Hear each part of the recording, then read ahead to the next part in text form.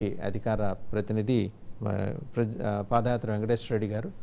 నమస్తే వెంకటేశ్వర రెడ్డి గారు. టీడీపీ అధికార ప్రతినిధి శ్రీనివాస్ చౌదరి గారు కూడా మరి కాసేపట్లో బీకేఎస్ఆర్ అయ్యంగారు జాయిన్ అవుతారు, ఆధ్యాత్మికవేత్త, senior journalist. To start with Ravikiran గారు. సో ఇప్పటిదాకా నలుగురు పేర్లు చెప్పుకున్నాం. అదేదో సినిమాలో బాలకృష్ణ గారు చెప్తారు చూడండి, ఆడిపోతే ఈడు ఈడిపోతే వాడు అని చెప్పేసి, అట్లాగా మొత్తం నలుగురు పేర్లు వచ్చేసినాయి ఒకళ్ళొక్కళ్ళ మీద. నిన్న కూడా మసూన్ రెడ్డి గారి మీద సస్పెన్షన్ వేటు వేశారు. ఇక ప్రోబ్ స్టార్ట్ అవుతుంది. కానీ అసలు కేసులు పక్కన పెట్టారు. దాంతోపాటు ఈ టీటీడీ నిధుల గోల ఏంటండి? నాకు తెలిసి అంత అనాలోచిత నిర్ణయం అయితే ప్రభుత్వం తీసుకోదు. ఎందుకంటే అంతకుముందు ప్రతిపక్షంలో ఉండగా గోల పెట్టిన జగన్మోహన్ రెడ్డి నిధుల డైవర్షన్ గురించి మాట్లాడింది. అసలు 1% నిధులు మున్సిపల్ కార్పొరేషన్కి ఎట్లా కేటాయిస్తారు? దేవుడి సొమ్ము అపవిత్రం, అపచారం అని చెప్పేసి మడి స్నానాలు కూడా చేశారు టీడీపీ వాళ్ళు. మరి ఇవాళ ఇదేంటండి?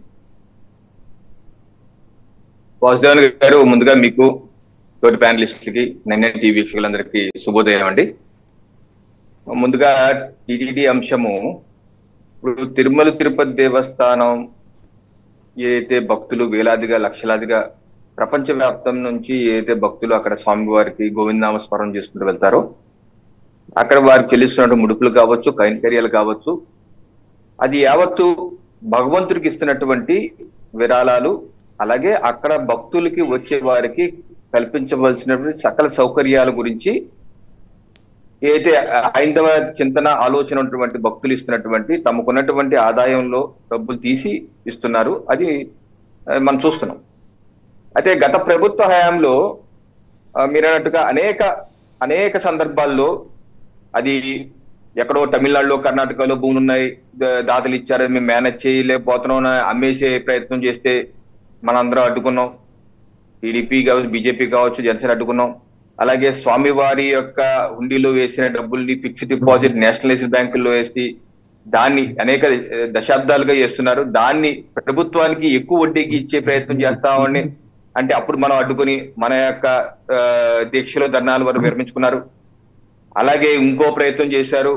టీటీడీకి వచ్చేటటువంటి నిధుల్లో 1% తిరుమల అభివృద్ధికి, తిరుమల మున్సిపల్ కార్పొరేషన్ ఇచ్చే ప్రయత్నం చేస్తే, ఆ రోజు ఒకే తిరుపతి అభివృద్ధి ఆ రోజు విత్తనవాదం తీసుకొచ్చింది ఏంటంటే ఆ ప్రభుత్వం, తిరుపతి మురికి వాళ్ళ అయిపోవటం కారణం తిరుమలకు వచ్చే భక్తులు అని చెప్పేసి చేశారు.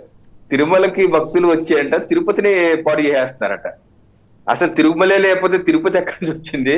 ఆ తిరుపతికి ఇచ్చే నిధులు కేంద్ర రాష్ట్ర ప్రభుత్వ స్వార్థ నిధులు కానీ పట్టణాభివృద్ధి నిధులు ఏమైపోతే ఆ రోజు మనం చేసాం. కోర్టుకు కూడా వెళ్ళాం. కోర్టు కూడా చాలా స్పష్టంగా చెప్పింది, ఏ ఒక్క రూపాయి కూడా, హైకోర్టు కూడా చాలా స్పష్టంగా చెప్పింది, ఏ ఒక్క రూపాయి ఇస్తున్నా స్వామి వారికి ఇస్తున్న భక్తులు ఇస్తున్న డబ్బులు, ఈ డబ్బుల్ని హైందవేతర కార్యక్రమాలకి ఖర్చు పెట్టే హక్కు ఎవరికి లేదు. ఎండోర్మెంట్ యాక్ట్, దేవాదాయ ధర్మాదాయ చట్టం కూడా చెప్తుంది, ఎవరు ముట్టుకుంటా వీల్లేదు. హైకోర్టు కూడా ఆ రోజు తీర్పిచ్చింది. అలాగే సంఖ్యను కూడా 60కి 70కి పెంచుకుంటూ వెళ్ళిపోతుంటే ధర్మకర్తలు, మండల సభ్యులు కూడా హైకోర్టు కూడా అడ్డు చెప్పి మీకు చేయటం అధికారం లేదండి. ఎన్ని కాదు, లాస్ట్ లో మళ్ళీ 100 కోట్ల రూపాయలు శానిటేషన్ కోసం, తిరుపతి శానిటేషన్ కోసం అని చెప్పి భువన కరుణాకర్ రెడ్డి గారును ఆ తిరుపతి మున్సిపల్ కార్పొరేషన్ చైర్మన్ బాబు కొడుకులు ఇద్దరు కలిసి పనిచేసుకునే ప్రయత్నం చేశారు శానిటేషన్. దాన్ని కూడా హైకోర్టు తప్పట్టింది. మీరు శానిటేషన్ ఇస్తున్నది 50 కోట్లే, తిరుమల తిరుపతి దేవస్థానం 100 కోట్లు తీసుకుంటే హక్కే ఉంది మీకు అని చెప్పేసి హైకోర్టు ఇచ్చి కొట్టుపడేసింది. అలాగే అక్కడ వారధి స్వామి గరుడు వారధి అని చెప్పి 700 కోట్లు స్వామివారి డబ్బులు వాడేసే ప్రయత్నం చేశారు. దాన్ని మనం అడ్డుకున్నాం. సో ఒకటి స్థూలంగా చెప్పేది ఏంటంటే, స్వామివారి డబ్బులు స్వామివారి కోసం, రవికిరణ్ గారు మీరు నొచ్చుకోనంటే ఒక మాట చెప్పమంటారు. పాత సామెత ఉంది, అందరికీ శకునాలు చెప్పే బల్లి తనే వెళ్ళి కుడితిలో పడిందని. 5 ఏళ్ల పాటు మీరు ఏకిపారేశారు వైసీపీని. ఇవాళ మీ ప్రభుత్వం చేస్తుంది ఏంటి అనే మాట భక్తులు అడుగుతున్నారు. అక్కడికే వస్తాను సార్, అక్కడికే వస్తాను. నేనేంటంటే, మేము గతంలో కూడా కింద మాసంలో కూడా మనం డిబేట్ పెట్టినాం దీని మీద. గత ప్రభుత్వ హయాంలో ఇటువంటి అవకతవకలే కాకుండా వ్యవస్థీకృతంగా భ్రష్టు పట్టించేశారు. ఏ రకంగా అక్కడ ఉన్నటువంటి నిధులు ఇంజనీరింగ్ సెక్షన్ లో సివిల్ వర్క్స్ కి సంవత్సరానికి 200 కోట్లు 300 కోట్లే ఖర్చు అయ్యే తరుణంలో దాన్ని 1000 కోట్లు 1200 కోట్లు పెంచేసి ఇష్టం వచ్చిన పర్సంటేజ్ మింగేశారు. అలాగే ఇటీవల శ్యామలరావు గారిని తీసుకొచ్చి ఏ రకంగా మేము వ్యవస్థను మెరుగుపరిచాం. గతంలో మా ముఖ్యమంత్రి గారు చాలా స్పష్టంగా ప్రమాణ స్వీకారం మొదటి రోజే సాయంత్రం అక్కడికి వెళ్ళి స్వామివారి దర్శనం తీసుకొని ప్రక్షాళన ఇక్కడి నుంచే మొదలు పెడతానన్నారు. స్వామివారి యొక్క గొప్పతనాన్ని, విశిష్టత కాపాడే ప్రయత్నం చేస్తా అన్నారు. తప్పనిసరిగా మా ముఖ్యమంత్రి అటువంటి చర్యలే తీసుకున్నారు. శ్యామలరావు గారు తీసుకొచ్చారు. నిన్న కిందటి వారం కూడా నా మిత్రుడు ఒకడు యుఎస్ నుంచి వచ్చి తెలంగాణలో ఉంటాడు, అతను దర్శనం కూడా వెళ్ళొచ్చి నిన్న ఫోన్ చేసి చెప్పాడు, చాలా ఇంప్రూవ్ అయింది రవి. 2 ఏళ్ల క్రితం వెళ్తే కనీసం అక్కడ శానిటేషన్ పరిస్థితి బాగోదు, స్వచ్ఛత ఉండేది కాదు, క్యూ లైన్ లో ఫుడ్ పెట్టేవారు కాదు, ఈ రోజు ఫుడ్ పెడుతున్నారు, అన్ని బాగున్నాయి అన్నారు. సో చాలా స్పష్టంగా లడ్డూ క్వాలిటీ కూడా మెరుగుపోదని మా ఫ్రెండ్ చెప్తున్నాడు. సో ఆ రకంగా మా ప్రభుత్వం అనేక చర్యలు తీసుకుంది. గత ప్రభుత్వం ఏదైతే గదుల రేట్లు కావచ్చు, దర్శనం టికెట్ల రేట్లు కావచ్చు, లేకపోతే అలిపిరి టోల్ గేట్ రేట్లు కానీ ఎన్ని ఎప్పటి ముప్పటిగా పెంచేసి హైందవుల మీద భారం మోపారు. అవన్నీ మేము తగ్గించి మళ్ళీ హైందవ భక్తులకి స్వామివారి దగ్గర చేసే ప్రయత్నం మా ప్రభుత్వం చేస్తుంది. ఏదైతే మీరు చంద్రగిరి విషయం సర్క్యులర్ గురించి మాట్లాడుతున్నారో, నేను చెప్పేది ఏంటంటే, చంద్రగిరిలో 3 ఏళ్ల క్రితం స్వర్ణముఖి చంద్రగిరి నియోజకవర్గంలో 3 ఏళ్ల స్వర్ణగిరి నదిపై భారత బ్రిడ్జి కొట్టుకుపోవడం వాస్తవం. అక్కడ బ్రిడ్జి పునర్నిర్మాణం చేయవలసిన మాట వాస్తవం. ప్రజలు ఇబ్బంది పడుతున్న మాట, హైందవ భక్తులు ఇబ్బంది మాట కూడా వాస్తవమే. అయితే నేననేది ఏంటంటే, దానికి ప్రత్యామ్నాయ మార్గాలు కూడా ఉన్నాయి. ఇప్పుడు ఈ చెప్తున్న సర్క్యులర్ నిజమో అబద్ధమో తేల్చుకోవాల్సిన అవసరం ఉంటుంది.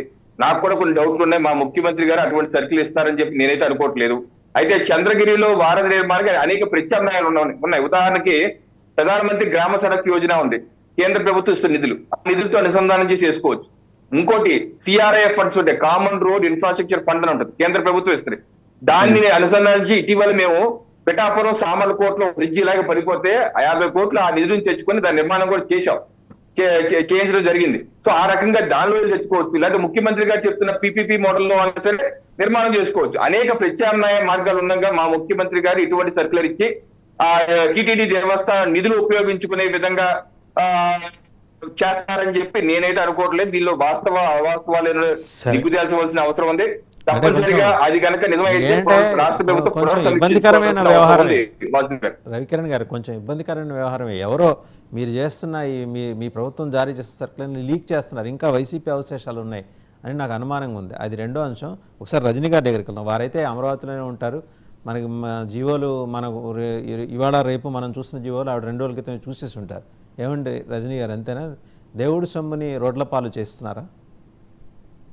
సార్, ఇది దేవుడి సొమ్ముతో ఎస్వి యూనివర్సిటీ, దేవుడి సొమ్ముతో ఎస్వి మెడికల్ కాలేజీ, దేవుడి సొమ్ముని వాడాల్సిన చోట మంచి ఉద్దేశంతో వాడుకోవచ్చేమో, బహుశా అవైతే నాకు తెలియదు. కానీ గతంలో కర్ణాటకలో, బెంగళూరులో, చెన్నైలో దాతలు ఇచ్చిన భూముల్ని కబ్జా చేసి మంచికి వాడేవారు కాదు సార్.